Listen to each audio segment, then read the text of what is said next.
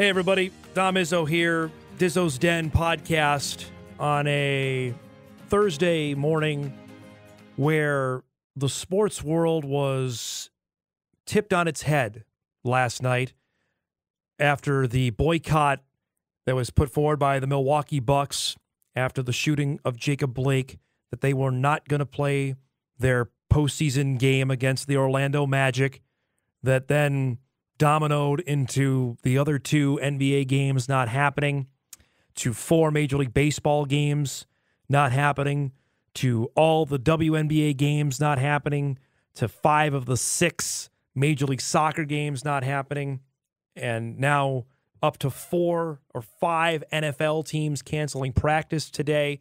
It's a remarkable time in the sports world, and for someone who lives and breathes sports as much as I do, it has become almost a nightly deal for me to try and contemplate what's going on in the country right now, and to see athletics and sports athletes have such a prominent role in where things go. You know, growing up, that was not the case. Sports was always the diversion from whether it was politics or natural disasters or just for getting away from your normal rigmarole of life. And yesterday, I think that thought was permanently put to rest.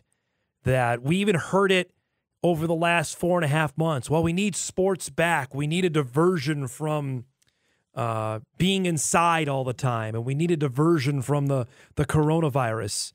And that is not the case for sports anymore. It's not. And I said this on my show on Thursday, and I think it bears repeating now, that this is a time for myself as a white man, 40-year-old white man of privilege, that I have never, ever experienced anything close to what any black person has, that it's time to listen. It's time to stop talking. And it's ironic here as I'm on a podcast talking to you right now, but it's time to hear other people's viewpoints and hear their suffering and hear their anguish. You can hear it in their voice.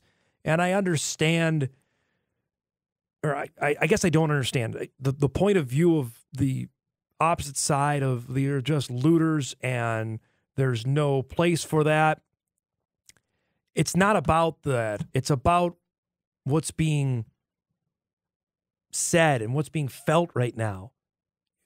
Angie Lance, who's the mother of Bison quarterback Trey Lance, I thought put this so well on social media yesterday. She tweeted this out, and I appreciate her perspective on this. That if you can't understand that it's about her sons being afraid to go out or be stopped by a cop, and you're more upset about the looting and the destruction, then you just don't get it. And she's right on about that. And I appreciate her viewpoint on coming out and saying that. I do. And it's something that should be echoed and something that should be at least thought about for people that just don't understand what's happening right now, you know. And I go back to exactly what happened with Trey Lance here at the end of May, where he was out protesting. Most famous athlete we have in this state. The star's only gotten brighter over the last 2 to 3 months with the attention of the NFL draft. And he was out there.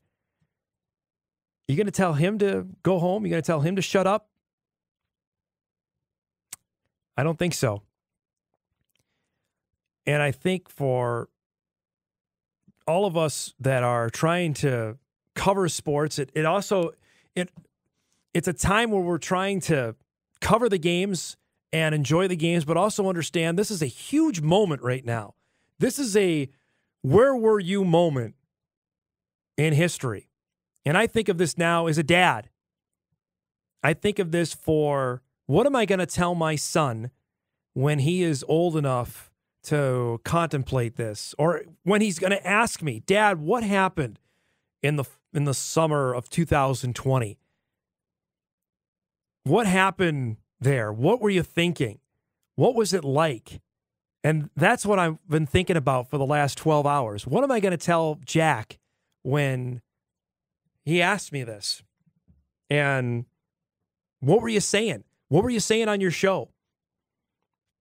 And hopefully what I can tell him is that I was wise enough to think that I didn't know what was happening, wise enough to think I was not smart enough to understand what's happening because never experiencing it, that I just sat back and listened and took in different viewpoints. That's what I want to tell him. That's what I want to tell him when he asked me that we were smart enough to understand what black people are suffering through, and we need to listen and not yell at one another. And I think that'd be the most important thing I want to tell him. That sports and athletics took a different stance from this day forward, that they understood that, yep, this is where the moment changed. This is when things got serious. Now, as I record this, the NBA has decided to come back, that they are now in talks that they are going to resume the postseason. And that's fine. I think it's important, though, that their voices are still heard in this. It's not just, okay, they're back to basketball and everything can get back to normal. We've been talking about this, too, with the coronavirus. Normal that we knew before March 13th, at least for me, is done. We're not going backwards. We're going forwards. I don't want to go back to what life was like then. Now seeing, even for me, as I try to be as socially progressive and try to be as open-minded as I can be, I was clueless on some stuff as well. I don't want to go back. I want to go forward. I want to go forward with my thinking. Where are we going from here? And as someone who has a somewhat platform, there are people that listen to this podcast. There are people that listen and watch my radio show. They say, well, Dom, you're just a sports guy. The old stick to sports line. That's done. That's done forever. Anybody who says that is just simple-minded on that front to me, that they just don't want to acknowledge it. When Dana White, who runs the UFC, is speaking at the Republican National Convention, are we going to stick to sports there? This is beyond that now. We are to a point where sports and politics have always mixed. It's always happened. Going back to the days of Jackie Robinson, okay? Now it's just to the point where black players have a microphone, they have a platform, and they should be heard, and that's where we're at right now. And we need to acknowledge that. So as I sit here as the sports director in Fargo, North Dakota, and covering sports as we do, and having a daily show as I do, it's important not just to cover the games. It's important to cover the stories that are out there as well. I visited with Oak Grove football head coach Melvin Whitney. Melvin's a black man. He's one of the very, very few black coaches, head coaches in this state. Specifically in football, he may be the only one. I want you to listen to his words when I ask him about what he deals with and the trepidation that sometimes he still feels. And he's been a head coach now for 5 years. So he's been out there on the sidelines and still experiencing what he experiences. I want you to listen to his words and what he has to deal with. Being a coach right now and seeing what's happening specifically in the sports world, that just your thoughts on what you saw yesterday. Yeah, it's an interesting time that we're going through. And you take away the COVID pandemic. I mean, we're talking about some national issues that are coming to the forefront and making a lot of people kind of sit back and wonder, what's it all worth? What's the point of certain things? So, yeah, it's definitely a strange time for just America in general. When you will meet with your team later today, and I know there's probably a ton of them that love basketball. Have you thought about what you're going to tell them? Yeah, I was kind of thinking about that last night, and those conversations, need to be had, and then you try to find the right words because you're dealing with kids who may not feel as though they're affected by it, and then some that do feel they're affected by it, some that don't understand it, some say they understand. So, and as a leader of these young men, you try to search for the right words. So I've been kind of, meditating, thinking a little bit about it, what to say, but there will be something addressed with it to the team today. I just haven't yet figured out exactly what I'm going to say, but we will talk about it as a team. You and me, my man, both of us. I'm trying to figure out what I want to say, and I'm doing a radio show here every day. Right. When you saw what happened yesterday, and then it spread out to other sports leagues, describe, I guess, the feeling you had to see it wasn't just basketball. It went to baseball, the WNBA, and it went to soccer last night. You're hearing NFL teams not practicing. I mean, we're seeing history right in front of our eyes right now. Yeah, I think a lot of these stars, and I see certain comments from people saying, "Oh, they're millionaires. They don't understand this. I wish I could do this if I was a millionaire." It's not necessarily about where your status that you're at this point in time in your life. It's where you came from. You still have friends and family that are not necessarily millionaires. So you have to stand up and take a stand for those people, for the less fortunate that can't be heard. So, and I think that when you see it's a great opportunity for some of these athletes to use their platform to make a statement, and I think they're stepping up and doing it. When you see the biggest name in probably sports right now in America, LeBron James stepping up saying that he would rather leave than to go and play for that championship. And he's chasing Jordan. He's chasing that GOAT talk. For him to say that, that this is a serious thing for him. Melvin Whitney joining us, the head coach of the Oak Grove football team. You're a black man in a predominantly white state. I'm curious your thoughts here, coaching football and the challenges you've had. What have you faced here over your time, even taking over as the head coach at Oak Grove? Yeah, I'd be lying if I said that it hasn't been any kind of, feelings a certain way. I mean, there's a sense of pride being, in that position to be able to get to that position. Then there's also that sense of you worry when you go into certain areas. I mean, there's smaller towns in Fargo, that we go to, and you've heard rumors and so forth and things like that. But I just try to go into it with an open mind. I've always been a person who said, I'm not going to judge a person or a situation by what has happened before. Let me be in that situation and see what happens, and then I'll make a judgment from that point. So, but being probably, I don't know if there's any other coaches of color in our profession. I believe there may be one or two, but, that's a sense of pride for me, and it's one that I feel as though, you have a little bit of that Jackie Robinson kind of syndrome, so you got to really, it almost feel like I almost have to be perfect in the sense, from how I handle things perspective, because, a lot of eyes are on you, a little bit of a pressure from that as well, too. I was going to ask that. You feel like there's more a weight, a responsibility on your shoulders each and every night you're on the sideline? Yeah, I do, but I mean, I welcome it. Yeah. That's part of. I grew up with my mom who raised me a certain way and put me in certain situations to, you think about it. I think all these different things that I went through as a younger kid, being 15 to 16 years old, working in a large business downtown Chicago, where there was I was the only black person there at that time. What was I thinking? Oh, why am I here? But it was a preparation for me, with God's will it was a preparation for me to be ready for these kind of situations. So I love this kind of this pressure or, being in these situations, because that's what I've been, kind of grooming for all my life. Melvin Whitney joining us, head coach of Oak Grove, and I thought that was really, really well said on that front. I know that this is your own opinion, but where do you think specifically the NBA should go from here? It looks highly unlikely they're going to play tonight. What would you say if you heard a couple days later they're going to resume and start? Would that defeat the purpose of what has happened over the last 12, 18 hours?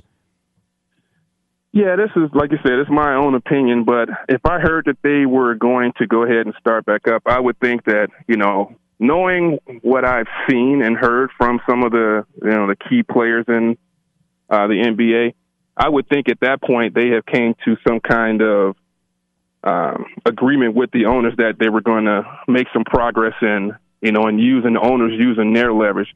I mean, LeBron James is a big star, but he doesn't have the contacts that an owner does, who goes into those neighborhoods and asks for those dollars, asks for those favors, from state legislator, from local, to get those buildings built. When they talk to those owners and ask them for that reach out to those their contacts, if I heard that they were getting ready to start back up, I would think that they had some kind of agreement made with those owners to make those contacts and see some progress on that standpoint. You think there's going to be some people turned off from this? I do. I think there'll be, the more the section of people that say, shut up and dribble and just play. Do you think they've been emboldened by this, Melvin, of what happened? That this, just who cares what they decided to do? I've already heard that, which I hate. Yeah, most definitely. You're always going to have different opinions, different thoughts, and that's what makes the world the place that it is, and that's what makes America, a place where you can share those different opinions. You can have any opinion you want. You may not be right, but you're welcome to have that opinion. And I think when you see people standing up and saying that, they're speaking from a place of maybe not understanding what the gravity of the situation is. They want to look at sports people to entertain. That's all they're supposed to do. They want to look at, our politicians to do certain things. They don't understand that you got to think about where these people come from. And that's a big point, where they come from and what they're representing when they go back into those neighborhoods.